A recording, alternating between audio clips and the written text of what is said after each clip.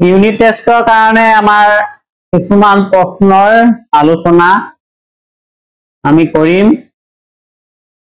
এই প্ৰশ্নবিলাকৰ পৰা হয়তো 2 নম্বৰীয়া প্ৰশ্ন আহিব পাৰে, নহলে MCQত আহিব পাৰে। স্বদেশী আন্দোলনত মহিলাৰ ভূমিকা, তাৰ ওপৰত কেইটামান প্ৰশ্ন আছে ছুটি ছুটি।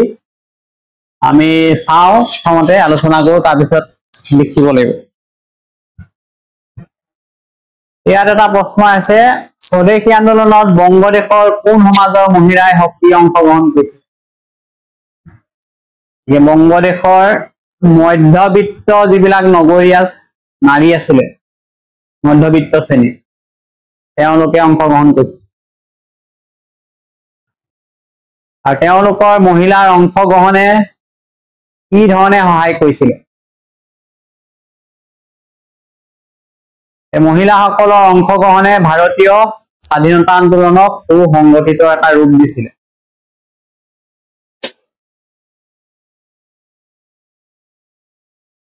এতিয়া আমাৰ এইটো আহিব, স্বদেশী আন্দোলনৰ সময়ত গুৰুত্বপূৰ্ণ ভূমিকা লোৱা এগৰাকী অগ্ৰণী নাৰীৰ নাম লিখা। এতিয়া সৰলা দেৱী চৌধুৰীৰ কথা লিখিব লাগিব।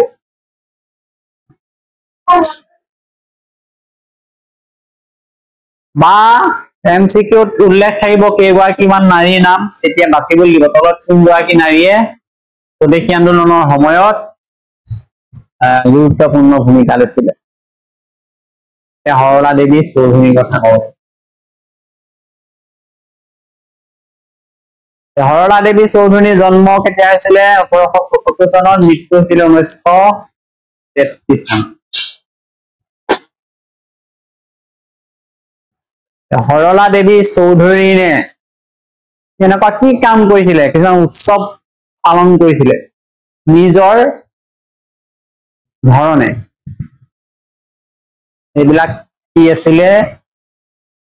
মহাৰাষ্ট্ৰৰ শিৱাজী উৎসৱৰ আৰ্হিত তেওঁ উৎসৱ আয়োজন কৰিছিলে।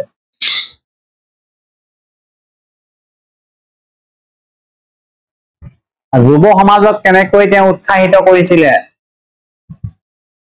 সৰলা দেৱী চৌধুৰীয়ে বীৰশ্ৰমী ব্ৰত, প্ৰতাপদিত্য ব্ৰত বা উৎসৱ, ব্যায়াম সমিতি, এইবিলাক গঠন কৰি যুৱ সমাজক উৎসাহিত কৰিছিলে।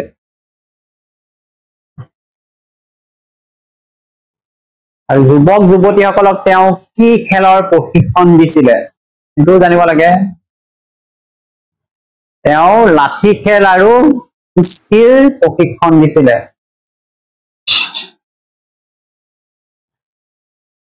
সৰলা দেৱী চৌধুৰীয়ে এখন পত্ৰিকা সম্পাদন কৰিছিলে, এইটো আহিব সম্পাদনাগাৰ পত্ৰিকাখনৰ নাম ভাৰতী পত্ৰিকা।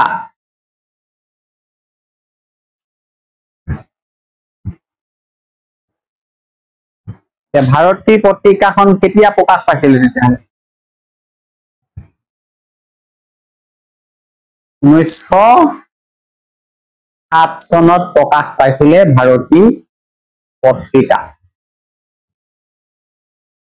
সৰলা দেৱী চৌধুৰীৰ নেতৃত্ব। কি উদ্দেশ্যে তেতিয়াহ'লে ভাৰতী পত্ৰিকা তেওঁ প্ৰকাশ কৰিছিলে?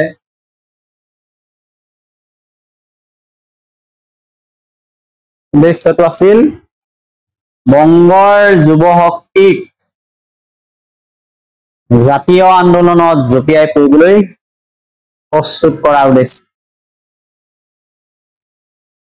এইডোখৰলৈকে সৰলা দেৱী চৌধুৰীৰ কেইটামান তথ্য আমি পালো, যিকেইটা নেকি আমাৰ পৰীক্ষাত অহাৰ সম্ভাৱনা আছে, বিশেষকৈ ইউনিট টেষ্ট। এতিয়া আন এগৰাকী নাৰী আহিলে ভগ্নী নিবেদিতা। ভগ্নী নিবেদিতাৰ কথা আহিলে তেওঁৰ প্ৰকৃত নামটো কি আছিলে? এইটো আচল বুলি নহয়, প্ৰকৃত হব মাৰ্গাৰেট এলিজাবেথ নবুল এইটো এটা প্ৰশ্ন ভগ্নী নিবেদিতাৰ প্ৰকৃত নাম মাৰ্গাৰেট এলিজাবেথ নবুল তেওঁনো কেতিয়া জন্ম মৃত্যু হৈছিল সেইটো জনা উচিত জন্ম হৈছিল 1864 চনত মৃত্যু হৈছিল 1911 চনত মাৰ্গাৰেট এলিজাবেথ নবুল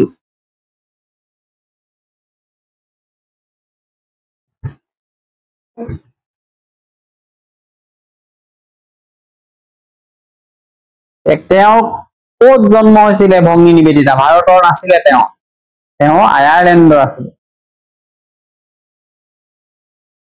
আয়াৰলেণ্ডৰ মহিলা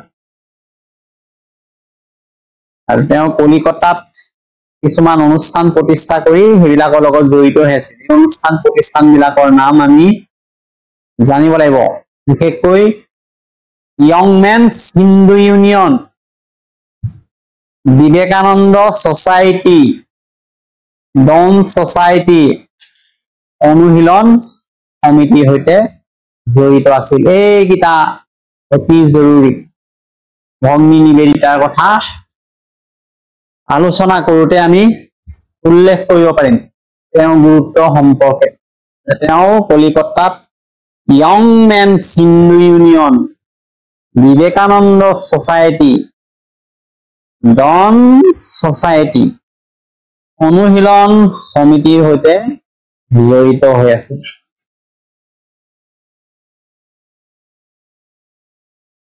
ভগ্নী নিবেদিতাই কোন বিষয়ত নাৰীসকলক জাগ্ৰত হ'বলৈ আহ্বান জনাইছিল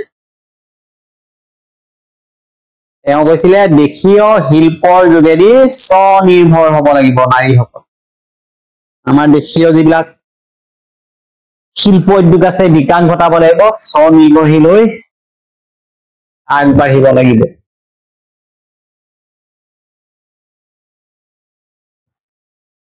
আৰু ভগ্নী নিবেদিতাই নাৰীসকলক যুৱতীসকলক কেনেদৰে উৎসাহিত কৰিছিলে দেশপ্ৰেম আৰু স্বনিৰ্ভৰতাৰ বাবে উৎসাহিত কৰিছিল